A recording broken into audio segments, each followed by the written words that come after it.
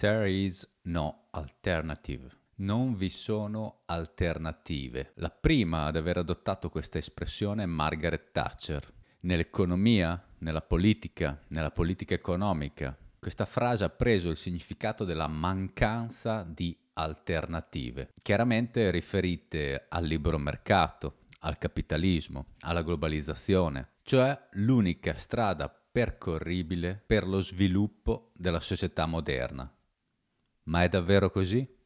Serviti un tè, un caffè, mettiti comodo in poltrona, allaccia le cinture di sicurezza perché anche quello che ho da dirti oggi ti interesserà sicuramente.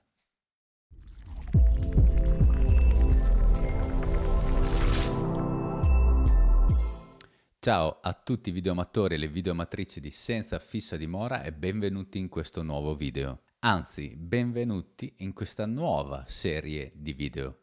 Una nuova serie di video dove cercheremo di concentrarci sulle soluzioni e questo piccolo manuale promette di concentrarsi tanto sulle soluzioni fino al punto di ignorare il problema, cambiando radicalmente la vostra percezione della realtà, rendendola molto più efficiente, soprattutto per prendere poi le soluzioni migliori per nessun altro che voi.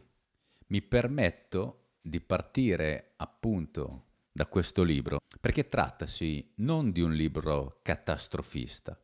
Non ci concentreremo sulle soluzioni che ci vuole vendere l'élite di Davos, che è lo specchio del neoliberalismo, del capitalismo d'oltreoceano, che si nutre e crea scenari apocalittici, catastrofici, semplicemente per diffondere panico, in modo che non si abbia più la lucidità per prendere le giuste soluzioni per noi, ma per affidarci a quelle che ci vengono vendute come giuste soluzioni. Una delle principali tecniche che applicano governi, multinazionali, politici, influencer, personaggi di spicco, filantropi, magnati, speculatori e uomini dell'industria di tutti i settori è quella di non avere alternative, quando in verità abbiamo una infinità di alternative e noi italiani dovremmo essere i primi, quelli che storicamente, culturalmente eccellono nel creare alternative, nelle idee, nella capacità di inventare. Basta seguire i principi davosiani, basta prenderli come esempio, o meglio, basta prenderli come cattivi esempi, come quello che non vogliamo essere, ciò che non vogliamo seguire, e di lì costruire il nostro futuro. Nello stesso tempo, questo non è un testo positivista. Non andrà tutto bene, così come non si può vincere semplicemente porgendo l'altra guancia. Non me ne vogliate, ma molto spesso trattasi di miti irraggiungibili. Essere sempre positivi è sicuramente meglio di essere sempre negativi, ma l'obiettività, lo dice la parola stessa, obiettività, obiettivo, permette di raggiungere i nostri obiettivi e per farlo non dobbiamo né sopravvalutarci, ma soprattutto non dobbiamo sottovalutarci. Infatti, porsi un obiettivo che è al di là delle nostre capacità non fa altro che stimolarci a fare meglio, mentre porci un obiettivo che è molto al di sotto delle nostre possibilità, altro non fa che peggiorare la situazione. Proprio nell'epoca in cui ci vogliono vendere solo delle restrizioni, quando in realtà viviamo nella più grande abbondanza. Non voglio neanche usare tutta una serie di vocaboli che si possono accostare molto facilmente alla guerra, al combattimento,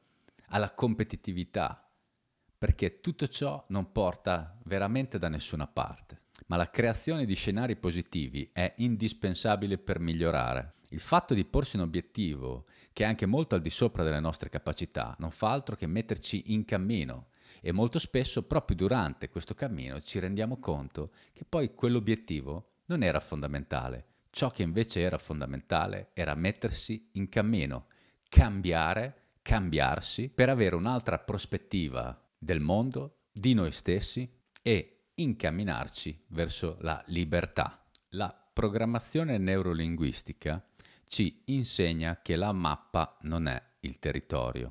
E qui ho fatto proprio un video su questo argomento, che ti invito a dargli un'occhiata nel caso in cui non l'avessi ancora fatto. Che in breve significa che per quanto bene possiamo descrivere una realtà usando un'ipotetica mappa, il territorio non sarà mai la stessa cosa. Ma d'altro canto ci insegna che proprio costruendo delle mappe sempre più dettagliate, cioè mettendo sempre più informazioni, molteplici punti di vista, diverse prospettive, utilizzando più parti possibile del nostro cervello, avremo una mappa sempre più vicina a quello che è il territorio, che in buona sostanza ci permetterà di muoverci all'interno del territorio stesso nel migliore modo possibile, o meglio, nel modo più efficace per ottenere i migliori risultati. Questo è la PNL, un metodo.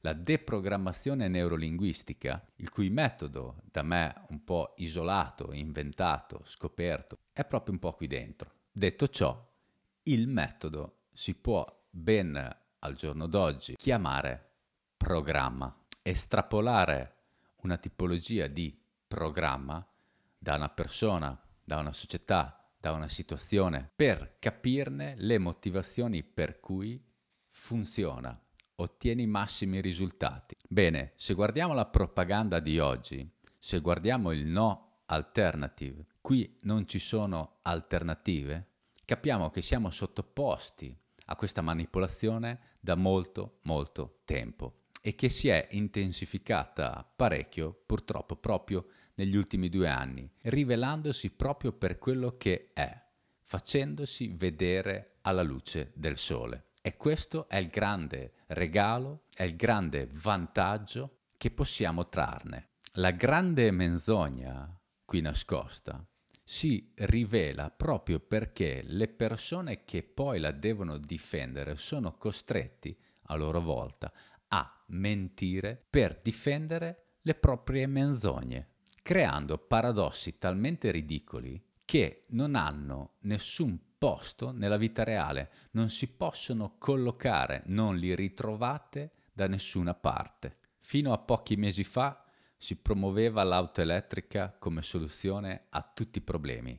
Pochi mesi dopo i costi dell'elettricità sono raddoppiati, in alcuni casi triplicati, tutte promesse non mantenute. Non concentrarsi sul problema, ignorarli, è la base per ottenere degli ottimi risultati, considerando sempre tutti gli elementi che ci sono in tavola, tutto ciò di cui noi disponiamo, tutto il nostro background, il nostro passato, tutti i nostri punti forte, che sono diversi per ognuno di noi, in una mappa che non sia solo i 2 opposti, ma che abbia al suo interno migliaia di sfumature intermedie, dando vita a una realtà che non è confezionata, a risposte che non sono predeterminate, a nuovi argomenti, a nuove idee. Pensate alla crisi del gas.